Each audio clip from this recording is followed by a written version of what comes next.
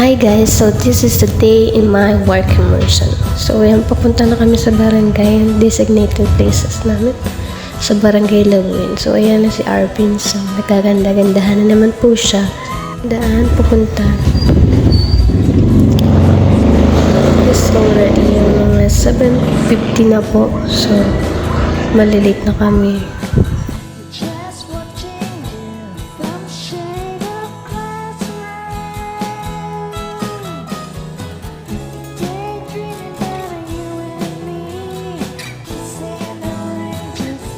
So, andito na po kami sa barangay. So, yan. Papasok na kami. Kunwari, hindi scripted.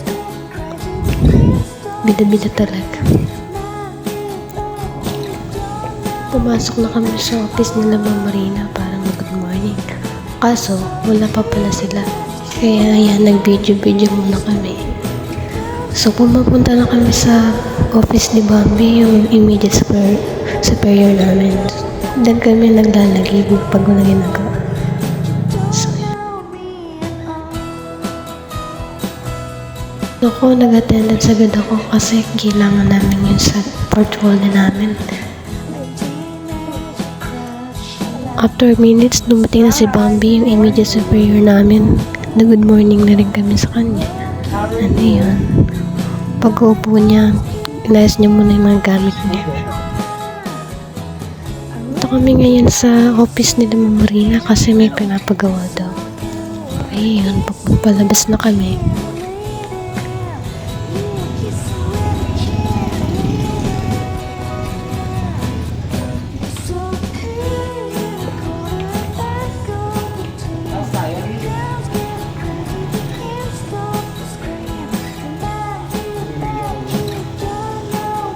Since wala naman kaming ginagawa ni Keaton, lumabas muna kami para pumunta sa office ni Bambi.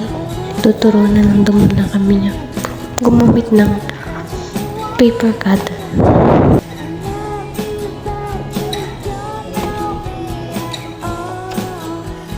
Kasi kailangan kapag gumagamit tayo ng paper cutter, kailangan yung sakto, yung pantay.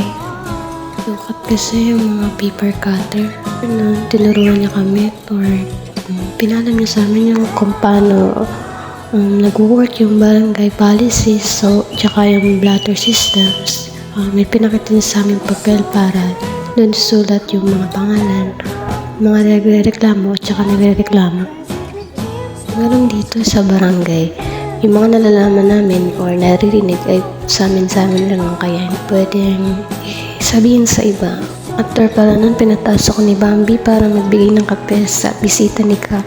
Nung pataas na kami sa office ni Kap, hindi ko na napakita yung office ni Kap. So, ayan. Kung bumaba, gumawa na din ako ng journal para sa work immersion namin for today. Kung anong mga ginawa ko. Yung journal ko para kahapon kasi hindi ko naisulat.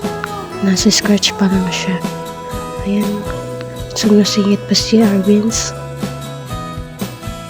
After pala na, nag-decide kami lumabas para bumili sa dali kasi nakakagutom din. Anong oras na din? Kaya, pero mas nakakainit niya pakaramdam na nung galing ka sa aircon. Tapos lalabas ka, sobrang init.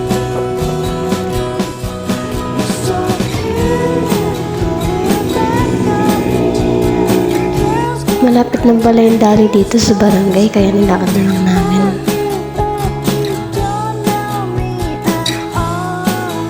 Dito na pala kami sa dali at si Arvin panumpalo sa pagpagay. Pumasok na kami. Naganap na rin kami ng mga kakain. Ako na pala yung Glover na palagi ko kinakain. Turn na pala kami para magbayad. Wala kami masyadong pinili kasi nagpapamarinda kami si Kap minsan. Ito talaga yung kinakatakutan ko yung pagtuwid kasi hindi talaga ako marunong tumuwid lalo na pag mag-isa ako.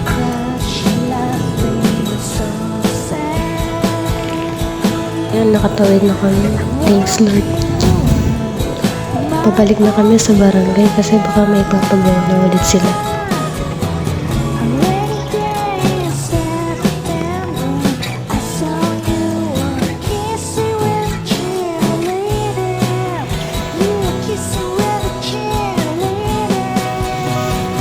Dito na kami sa barangay, nakabalik na kami. Ayan, kumain na kami. Kaya palong-palo sa pagwaya si Arbenz.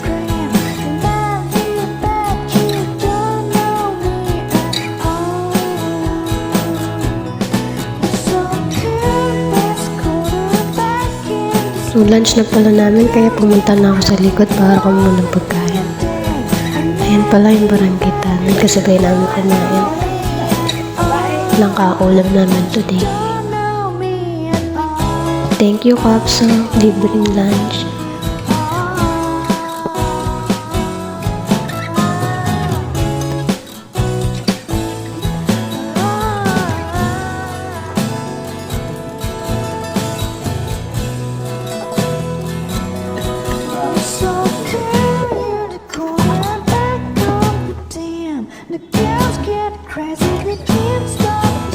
Pala nang mag-lunch, dumating si SK Care para may ipagawa sa akin. Nag-record ako ng mga agenda para sa sangguniang kabataan. Nagmamaldalik ako nun kasi kailangan na pala ngayon. Kaya, ayan. Na talaga ng SK German Care yung papel kasi kailangan na talaga. Kaya nakabantay siya.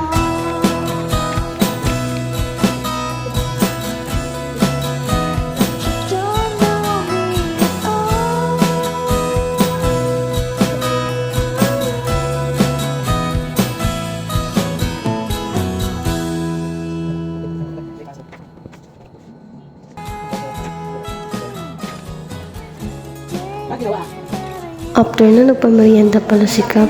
Ayan. Hindi ko alam kung anong tawag din. Pero thank you, Kap. Sobrang bait talaga ng kapitan namin dito.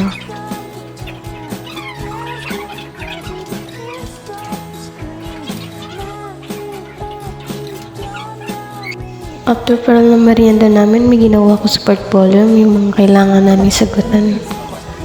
Ay papasa namin sa advisor namin after immersion. Wala kaming masyadong ginawa ngayong araw, unlike the other day. Kaya nagpaalam na kami kay Bambi na uuwi na kasi it's already 5 PM na naman, kaya oras na para umuwi kami. Palabas na kami ng barangay hall.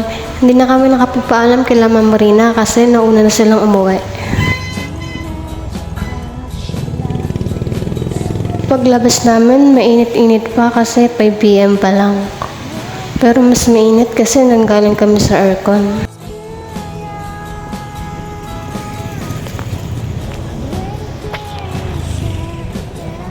Naglalakad lang kami pauwi at papunta doon kasi malapit lang naman sa bahay namin to.